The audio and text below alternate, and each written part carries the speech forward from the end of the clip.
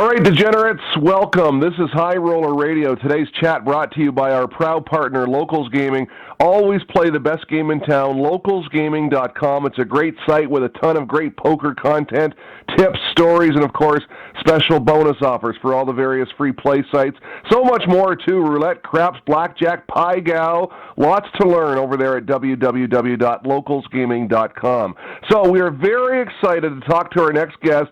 I'm reading his bio, and it seems like he's got one of those fascinating jobs that you just love to have. Well, this guy is an ex-computer analyst, an ex-dice dealer. That was his former life. His current life, he is a game designer. Yeah, he invents games.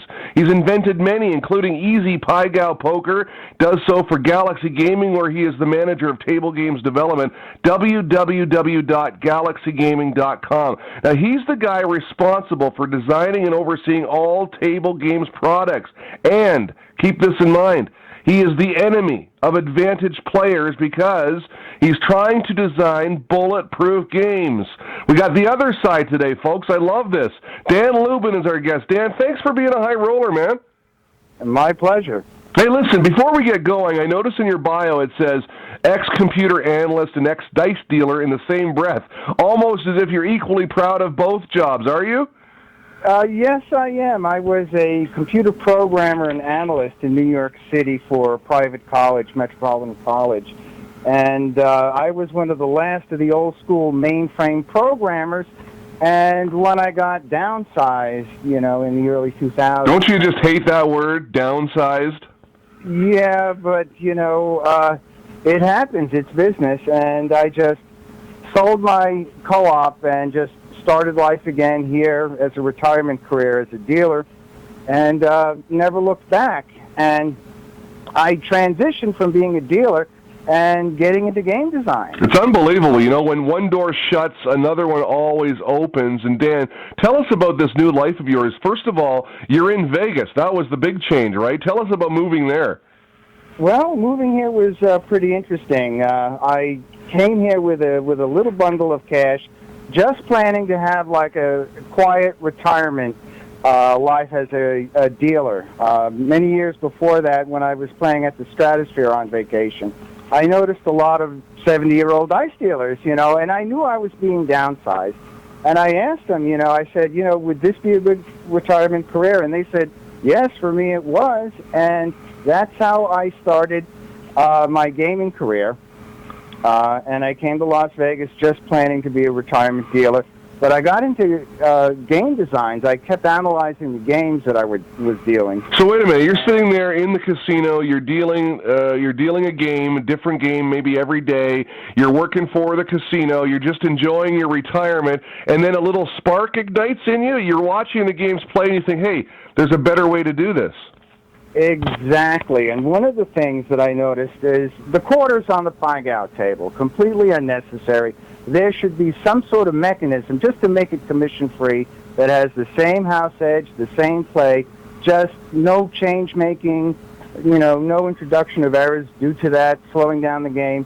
And I came up with EZ Pai Gow, which has, if the dealer gets a queen-high hand and only a queen-high hand, there's no action on the flat bet. Otherwise, all hands are live. And the game is like 20% faster. It feels fairer to the players, and it is. And that was, my first big hit as a game designer. Okay, so wait a minute. That's basically, you just summed up your job in a nutshell, describing how you came with EZ Pai Gow Poker. You notice something that's maybe you don't need. It's redundant. You want to streamline it, no change, make it faster for the casino. The casino saves money, fairer for the player. Just a quicker, more smooth run game. That's basically your job. Yeah, actually, not always. Sometimes it's brand new stuff, a brand new gimmick, a brand new mechanism that's exciting and fun to play. But a lot of the times, a new game variation is simply fixing something that was wrong with the game that we just accepted and even didn't notice. Okay, so take us through the process. First of all, your job is very rare, right? There's only 2 guys in Vegas doing what you do? Basically, yes. It's me at Galaxy Gaming and a very fine executive game designer at Shuffle Master named Roger Snow. Well, Well, first of all, you think that this is an area that's going to take off? You think every casino will have, or every company will have one of you guys eventually? I mean, it's an important job, right? It is, but you really don't need too many. When you look at the real estate of the casino floor, there's basically only 6 different type of games that represent 95% of the action. So you really don't have to produce many games. You have to produce 1 or 2 blockbusters like Ultimate Texas Hold'em or EZ Pai Gow, something like that. It's not like being a screenwriter where Hollywood has an appetite for 1,000 screenplays a year. Maybe 1 or 2 new games could be introduced to American casinos in the course of a year. Well, can you take us through that process from your experience, Dan? Talk about getting a new game in the casino. I understand it's a real tough thing to do because, as you mentioned, I mean, studies have been done for years and years, and you basically narrowed it down to the games that work. So to bring in a new game, you might be thinking, why fix what ain't broke? That's true, but you may discover something that's broken and you have a better way, and it's very hard to see this or find this or have that eureka moment, you know. Also keep in mind that if you do come up with a new game, your own daughter might not be Miss America. You have to produce something that's better than blackjack, better than craps, better than roulette, what have you. You have to create a monster. And quite often when people look, you know, they come home and they're playing with cards and they're just dealing out a troubling hand that they had earlier at the casino, and they come up with an idea. It might not be that good. 99 out of 100 aren't good. 1 out of 100 germs of an idea are good. And it's very hard to determine, in your own opinion, you know, how good it is. From that point, you try to describe how you would deal it in terms of procedure, and that's why dealers and gamblers make better game designers than someone who's not, you know, instinctively knowledgeable. Because they're doing it every day. Yes, and they really absorb it. All right, we're on the phone with Dan Lubin, who is the manager of table games development at Galaxy Gaming, www.galaxygaming.com. Let's talk about some of the good games that are in the casino. Take us through games that you see that work well in every single area. Well, on the top of the list, I would have to say it's Roger Snow's Ultimate Texas Hold'em, a very brilliant design. It's exciting. You can press your bet early on if you think you're in a strong position at the whole card points. Nice side bets that pay generously when you get a monster hand. And the house edge is really very tiny, and it's hidden. It's really very discreet through the anti-equal blind bet mechanism. It's just a brilliant design. It's effortless to play if you know poker, and it feels very satisfying. It's highly volatile, but it's an enthralling game to play, and that's one of the top games that I think are really in the casinos. He came up with that after 4-card poker and Crazy 4 poker. I guess those were warm-ups, and also my own game, EZ Pai Gow, really cleaned up the game of Pai Gow Poker, and some crap side bets that add a progressive kind of shot for the player, like the fire bet, the all tall, all small, or nothing at all bet. And free bet blackjack by Jeff Hall, I think, is very hot. You can split for free, you can double down for free. It plays the same as standard blackjack, but everything is free to the player. Additional actions, splitting and doubling down. And the only payback for that is that if the dealer gets a 22, your hand is a push. Another great game. I mean, this is fascinating stuff, folks. Hey, tell us about Galaxy Gaming and the patent portfolio of Derek Webb. Several years ago, Galaxy Gaming purchased the portfolio of Derek Webb, who's the inventor of 3-card poker. And there were some gems in it. 3-card poker is actually owned by Shufflemaster at this point, but all the other stuff in the patent, like 21 plus 3, which is 3-card poker based in blackjack, where your 2 whole cards, your first 2 cards, plus the dealer's up card, is a 3-card poker pair plus bet. And that is a very popular game, and that was one of the good things from the portfolio. There's a couple of very, very sharp items in that portfolio that we're developing into games. I really, can't divulge this until the games hit the casinos. But this guy, Derek Webb, kind of before his time, is that the deal with him? he's very sharp. He certainly struck oil with three-card poker. Quite often, you don't have to be, an Einstein-level genius. You can be a little bit like Chet Clampett striking oil. Fair enough. I love that. But going through his portfolio, yes, this guy is exceedingly knowledgeable and sharp on table games, and it's just an honor to work with him on this stuff. Well, it really is fascinating stuff to me. Listen, this is the other side that we're talking to today, because usually we're interviewing, blackjack greats, poker pros, guys that have learned how to beat the game and do it very well in their respective fields. You sort of come to us from the other side, because one thing you have to think about, I would assume, it's pretty obvious, when you design a game, you first of all have to think the house needs to win. There's got to be a slight edge there. You got to be able to prevent cheats, and you also got to be able to stop those guys, the advantage players that can beat the game. Exactly. Now, one of the things I want to start out in this area is that, and this is going to make no sense to a lot of people, but the casino and the player are actually a partnership. It's not an adversarial relationship. Explain that. 95% of the people that come to casinos are, high school principals, doctors, teachers, computer programmers, and they're there to drink a glass of wine and let their hair down and try their luck. Yeah, they want to watch a rock and roll band, have a nice dinner, play some slots, have some fun. Exactly, and these are basically what we call the recreational players, the clean players, if we may say that, because they're there in good faith, straight up, just not looking to abscond with money through nefarious means. They just want to have fun. If they're lucky, they win, they leave a winner. If not, it was money well spent because it was a great night. Right. And these are the people that are really important to the operators and the reason for our existence. Gaming is a recreation. It's like the movie industry. It's like going out to a restaurant. It's like going out to a show. You're there to have fun and the excitement of gambling, really. Now, we're not enemies. The casinos and the players, and we actually wouldn't exist without one another, But it's where the cards and the dice decide who's the winner and who is favored. It's not, anything nefarious or the dealer trying to shade or do anything to the deck. It's straight gambling. It certainly matters for a player who wins and loses that night. The dealer's work is the same no matter who wins or loses, and he really doesn't care. It's not his money. And this is hard for people to see and to believe, from their own, money-concerned point of view. But it really is, the dealer doesn't care. The dealer's only job is to be a referee.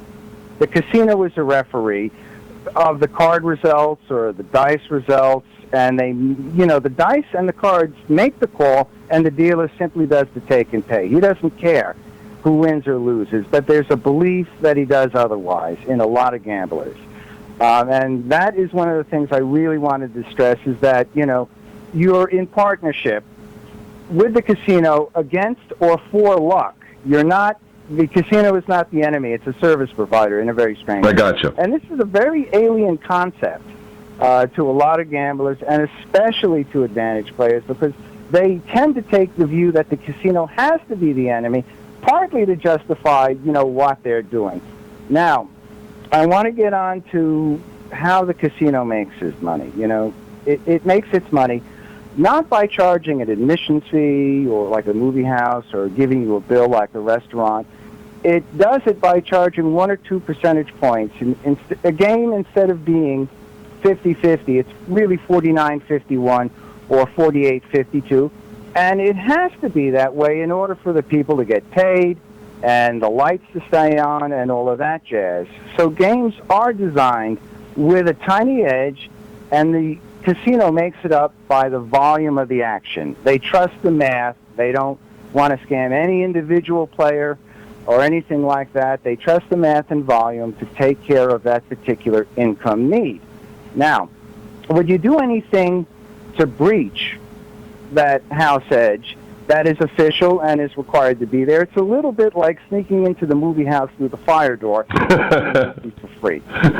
And that's the analogy that I use. But when you destroy the house edge to try to make money as a grind-out career as an AP player, it doesn't cost the casino. The casino is always going to make its money. They'll have tougher rules. They'll have a higher house edge. So what happens is that Mr. and Mrs. high school principal end up footing the bill for an AP player, to take some extra unwarranted cash. Right. And that is a problem because the people who are going there in good faith to let their hair down, to have fun, are actually covering the tab for somebody to call this a job. You know what I'm saying? Mm-hmm. And my position is that game protection is the responsibility of the casino, and it's also the responsibility of the manufacturers like Galaxy, like Shufflemaster, to make these games as trouble-free and as fair as possible,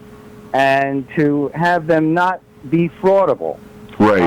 And have this situation, occur. Now, it's the kind of thing where, like I said, Mr. and Mrs. high school principal, instead of paying $80, might pay $120, for their gambling night because of issues of AP and other things of that nature. And it does have its costs. And the casinos seem to be a little behind the advantage players because the advantage players are really dedicated, almost compelled, to do what they're doing. It's, an exciting and illicit way to do something, but the casino workers and the managers, they have mundane lives. It's a workaday thing. When they go home, they're not figuring out, how to stop anything there with their wives and their kids. So the average casino worker is up against essentially what is a Navy SEAL team. Yeah, I mean, you're absolutely right. These advantage players, I mean, when you say gambler, you really mean someone who's trying to find an edge, and always. So you're right. These guys are walking through the casino from one end to the other, thinking on ways how they can beat the casino. And your average dealer, right, has got other things on their mind, the job at home, they got some bills to pay, they're not thinking about this. So that really is a tough job then to stay ahead of these guys. It really is. And, a lot can be done. And there's a little bit of an attitude that if it ain't broke, don't fix it. But there's also a bit of a drive. Let's evolve. Let's become better at what we're doing. And we will see the efficiencies given back to us if we do that. Hey, listen, Dan, let me ask you a question about the standard argument of, let's say, a card counter or a blackjack player who beats the game because they know the numbers. They say, hey, if the casino puts it on, we should be allowed to play and beat the game. If we've studied, that should be allowed. They're putting the game on, and yet... What that argument misses, and blackjack is an exception. Blackjack is not a game that was designed by an engineer to have all of these game protection components involved. Blackjack came about as a traditional card game that moved to the casino, and it was never known and always considered that it was an unfraudable game until Ed Thorpe came along and showed that through a very specific mathematical process, a very deliberate process, that you can defeat the game based on the composition of the remaining deck by counting cards. Prior to him, it was assumed fair, and just about everybody operated on that basis. It's funny until you've got the first person that can beat the game, Ed Thorpe. Then you get Al Francesco, Ken Houston, and the list goes on. MIT Blackjack Team. Everyone seems to figure it out after that. Yes, the people who are on the cutting edge in terms of game protection actually aren't the casinos. They are the advantage players, and we do scour their sites and try to stay abreast of what's going on. Really, you're going over their websites just to see what they're doing. That's interesting. Well, yeah, it's kind of like open and public espionage. But you got to do it, and they're not, bad people. I feel they may be misguided, but, it is a fascinating and enthralling kind of area for them. It just turns a switch on in certain gamblers. But the way I see it is that it's not gambling. In other words, the juice of the action doesn't come from the roll of the dice or the spin of the wheel or the fall of the cards. It comes from seeing what kind of crap you can get away with for your personal benefit. And I don't mean to be cold, but it does strike me like that. I had Greg Elder on the line the other day. He's an author, wrote a book called Gamblers Fight Back. He's a video poker specialist, if you will. And one thing he mentioned was that the casinos have won the propaganda war against blackjack players in that the public accepts if someone is counting cards, the casino has the right to ask them to leave. Whereas in video poker, if someone is winning, it's very tough for the casino to ask them to leave because the general public classifies video poker as a slot machine, and everyone thinks you're going to lose at slot machines. How can you ask them to leave? It's not just that. The thing is that on a slot machine, once it's been designed and the official house rules of it, if you're not sticking a light wand or a coat hanger into it, you're pretty clean on a slot machine. Now, in blackjack, it is an official rule, even though it isn't broadcast, that card counting is not allowed. So on a blackjack table, a pit boss can come up to you and say, "I'm sorry, sir, we're running a business here, and you're affecting my profits, and we have to let you go," because it is That's a lot better way than doing it the old way, right? Back in the desert with the 6-foot hole. That was inexcusable. You know, even in the toughest adversarial situation, a professional executive is always civil and courteous when he goes about his business. Again, they're not the enemy; they're people. If they're misguided and they're not allowed to do something, then just politely and kindly ask them to leave, even give them a comp in good faith. There you go. Now, the thing is that the video poker and the slot machine situation is that anybody who is not sticking a light wand or a coat hanger into the thing is really not breaking a house rule, aside from winning. You know, and if the mathematics of the slot machines were correct and fundamentally sound, it would average out to, you know, the coin in that they expect and the player return that they expect. The fact that there is a optimal strategy against any game as well as the average player or ploppy strategy against any game, and you have to consider and incorporate both into a game design. In other words, what's the best play this game will ever see, and if that level of play is a loss to this particular device or game, then we have a problem.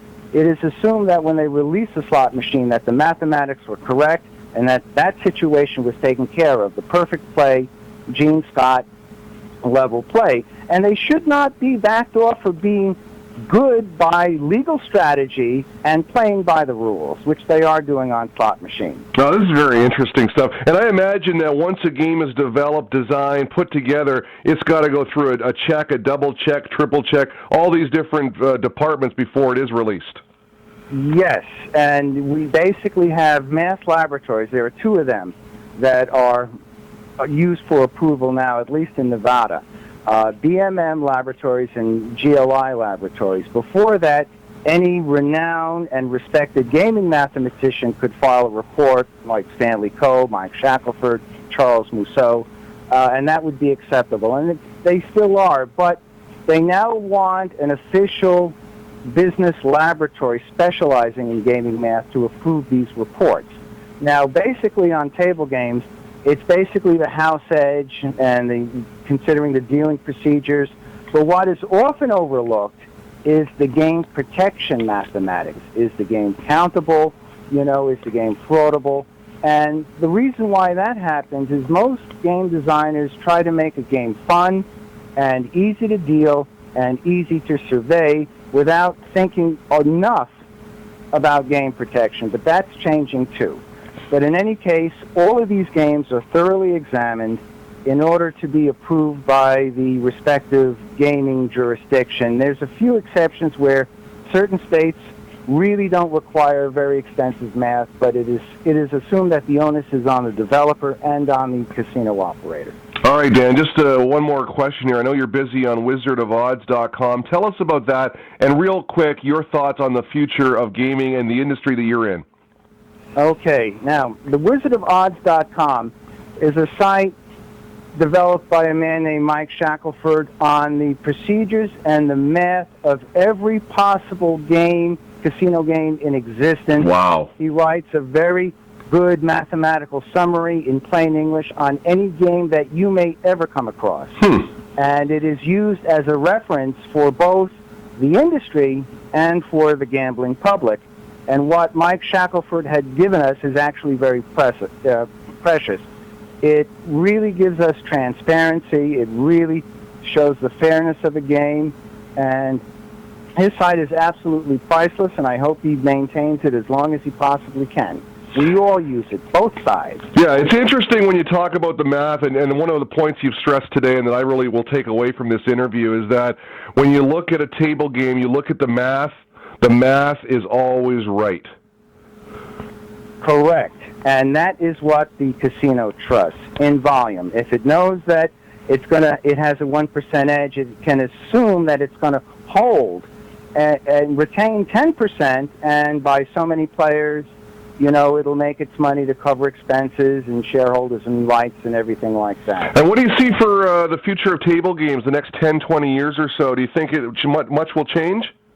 Actually, no. I looked at some of the electronic games that they now have out, like the ones where there's a screen and a 6-foot screen has an image of a beautiful dealer, and you're playing on an electronic console. But there's something about holding the cards or throwing the dice that can't be replaced. Well, I'll tell you what. I'm in Canada, and one of the casinos here has poker, which I like to play, but they don't have dealers. You sit at a computer desk, everyone has their little buttons, you're playing against people, but there's no dealer. There really is something lost in that. I mean, the dealer adds to the game.